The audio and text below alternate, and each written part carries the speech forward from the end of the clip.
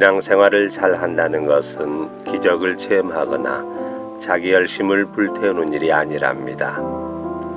하느님께 신뢰를 두고 지금 나의 삶을 기쁘게 행복하게 참되게 굳세게 살아가는 것이랍니다.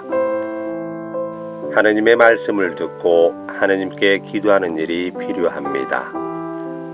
하느님께서 얼마나 우리 가까이에서 우리를 사랑하시고 함께 하시는가를 깨닫게 된답니다.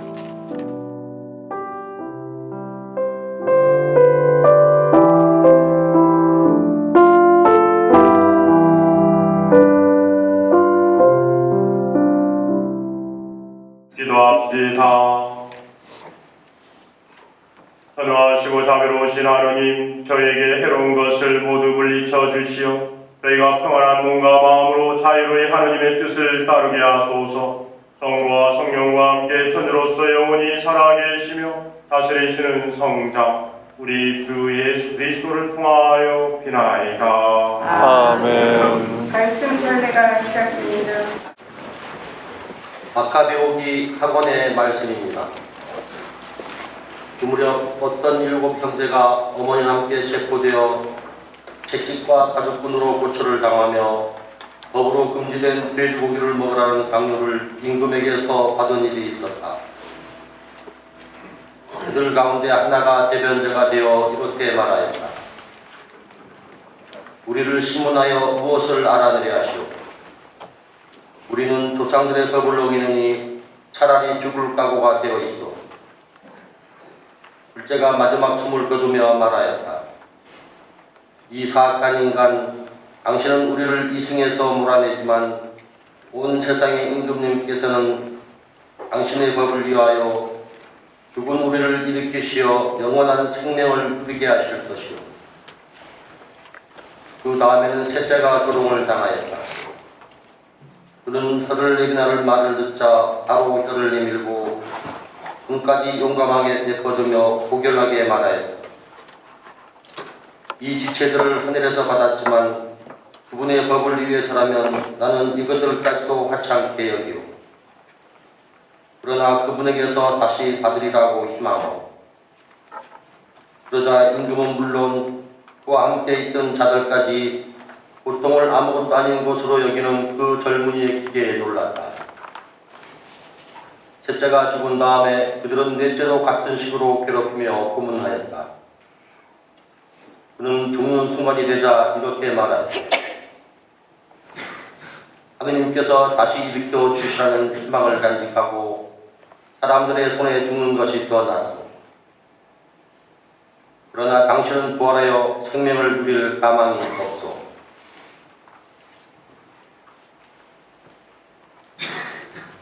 주님의 말씀입니다. 하느님 감사합니다.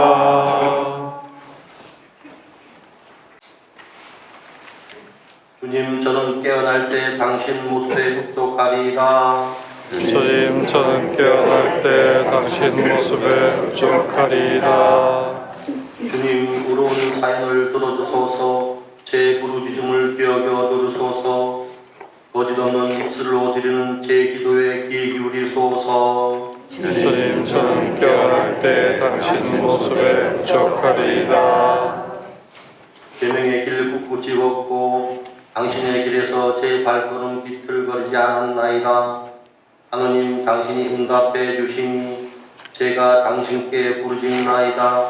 귀 기울여 제 말씀 들어주소서. 주님, 저는 깨어날 때 당신 모습에 흡족하리이다.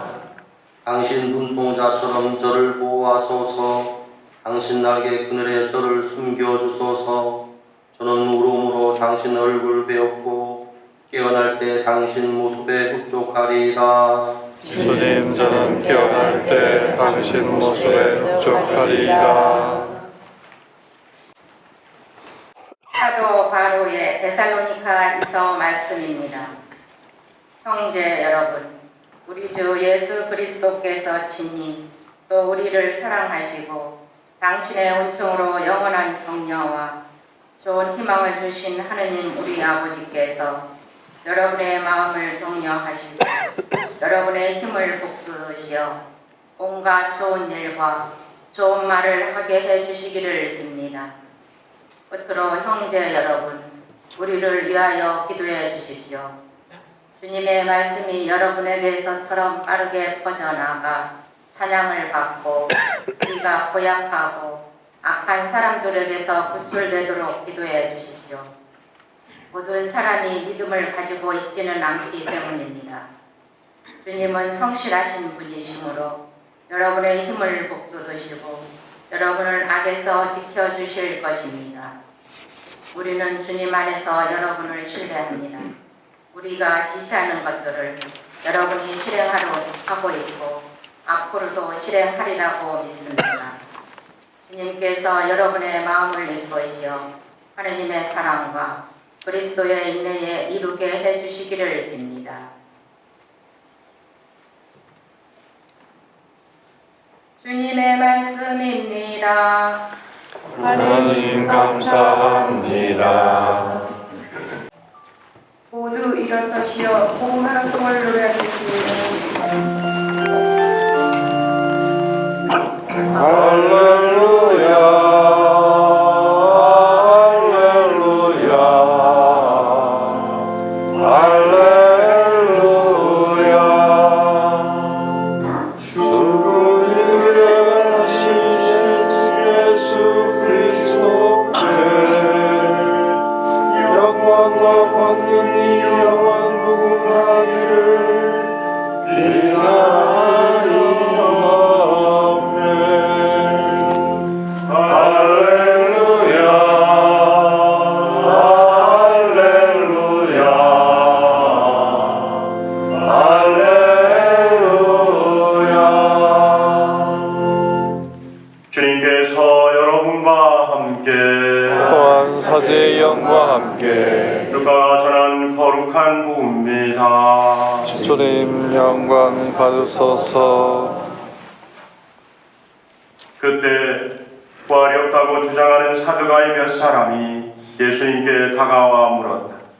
스승님, 모세는 어떤 사람의 형제가 자식 없이 아내를 남기고 죽으면 그 사람이 죽은 이의 아내를 맞아들여 형제의 후사를 일으켜 주어야 한다고 저희를 위하여 기록해 놓았습니다.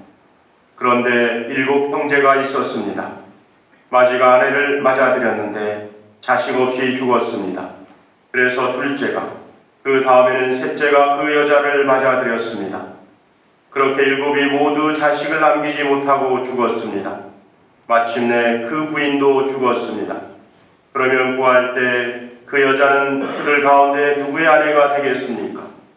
7이 다 그 여자를 아내로 맞아들였으니 말입니다. 예수님께서 그들에게 이르셨다. 이 세상 사람들은 장가도 들고 시집도 간다. 그러나 저 세상에 참여하고 또 죽은 이들의 부활에 참여할 자격이 있다고 판단하는 이들은 더 이상 장가드는 일도 시집가는 일도 없을 것이다.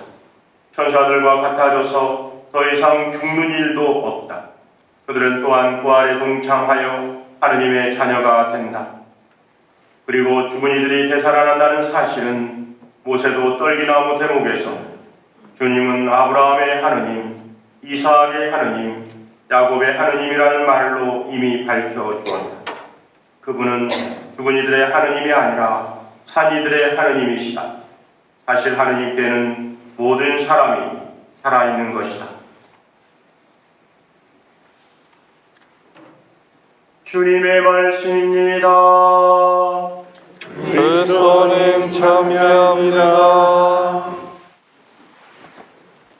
참매 예수님, 참미의 주님 사랑합니다. 사랑합니다.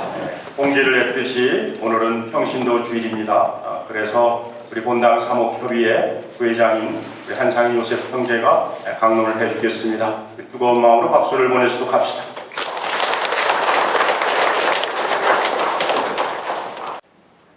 참배수님, 참미의 주님, 한국평의 부회장직을 맡고 있는 한상인 요셉입니다. 교우 여러분, 오늘은 52번째 맞이하는 평신도 주일입니다. 평신도 주일은 하나님의 백성인 교회의 다수를 이루는 평신도들이 교회와 사회 속에서 평신도 사도직을 능동적으로 실천할 수 있도록 격려하고 뒷받침하는 날입니다. 한국천주교회는 우리 교회의 첫 세례자 하느님의 종 이승훈 베드로는 천주교 신앙을 더욱 깊이 배우고자 1783년 초겨울 봉지사행 사제를 따라 국경으로 떠난 것을 떠올리며 1968년부터 해마다 평신도 주일을 지내고 있습니다. 외부 선교사들의 도움 없이 스스로 복음을 받아들여 믿음의 싹을 띄운 신앙 선조들의 자발적이고 열정적인 신앙을 본받아 실천하기 위해서입니다. 이와 관련하여 오늘 독서와 복음 말씀은 우리에게 매우 적절한 가르침을 주고 있습니다. 제1독서에서 마카베오 형제들은 조상들을 통해 전해져온 하나님의 법을 어기라는 박해자들의 요구에 조상들의 법을 어기느니 차라리 죽을 각오가 되어 있어 하고 단호히 거부합니다.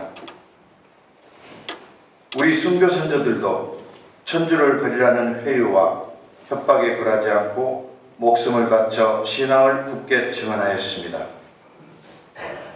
마카베오 형제들처럼 우리의 신앙 선조들에게는 하느님이 생명의 주인이시라는 굳센 믿음과 하느님은 당신 법을 위해 목숨을 바친 이들에게는 영원한 생명을 주시리라는 변치 않은 희망이 있었기 때문입니다. 죽음을 넘어서는 영원한 생명에 대한 희망을 오늘 복음에서 거듭 확인할 수가 있습니다. 부활이 없다고 주장하는 사두가이 사람들의 질문에 예수님은 하느님은 죽은 이들의 하느님이 아니라 산 이들의 하느님이시다라고 하시면서 죽음을 넘어서는 영원한 생명이 있음을 분명히 밝히십니다. 나아가 예수님 자신이 죽음에서 부활하심으로써 이 희망을 우리에게 생생히 드러내 보이셨습니다. 그러므로 부활에 대한 굳은 믿음과 희망을 지닌 우리는 아버지 하느님의 은총 안에서 좋은 일과 좋은 말을 하며 그리스도인답게 살아갈 수 있습니다. 교우 여러분, 오늘 특별히 52번째 평신도 주일을 맞아 더욱 그리스도인답게 살아가기 위하여 요구하는 두 가지 실천 운동을 제안하고자 합니다. 스마트 쉼 운동과 감사 나눔 운동입니다. 우리는 지금 디지털 세상에서 살고 있습니다. 인터넷과 소셜미디어의 홍수 속에서 스마트폰은 이제 필수품을 넘어 우리 몸의 한 지체가 되었다고 해도 과언이 아닐 것입니다. 스마트폰을 절제하며 적절하게 사용한다면 매우 요긴한 문명의 산물이 분명합니다. 그런데 남녀노소 할 것 없이 너무나 많은 사람이 스마트폰에서 해나지 못하는 스마트폰 과다 의존에 빠져 사회 문제가 되고 있습니다. 스마트폰 이용자 5명 중 1명이 중독 이용군에 속할 정도로 문제가 심각해 그대로 둔다면 신체적, 심리적, 정서적, 영적으로도 엄청난 해악을 끼칠 수가 있을 것입니다. 또한 늘 감사하는 마음을 갖고 일을 말이나 글, 작은 행동으로 표현하는 감사하는 운동을 함께 실천해 나갑시다.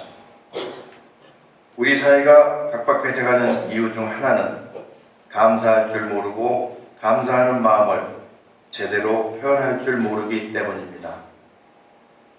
그래서 우리 모두가 먼저 모든 일을 이루시는 아버지 하나님께 감사드리며 함께하는 이웃에게도 감사하는 마음을 표현하였으면 합니다. 이러한 우리의 노력은 메말라가는 우리 사회를 촉촉히 적시는 사랑의 담비 역할을 할 수 있을 것입니다. 그러므로 하루에 한 번 감사의 글쓰기를 실천해 봅시다.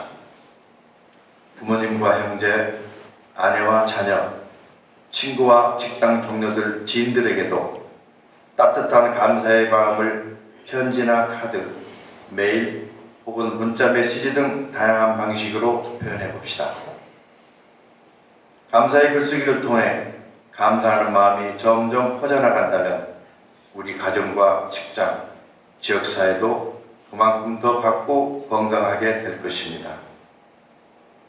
오늘 평신도 주일이 무엇보다도 가정과 직장 또한 사회 속에서 빛과 소금의 역할을 하도록 불린 우리 평신도의 고유한 소명을 깊이 되새기는 소중한 시간이 되시길 바라며 스마트 시운동과 감사 나눔 운동을 통해 우리 사회를 더 받고 건강하게 갖고 가도록 함께 합시다. 감사합니다.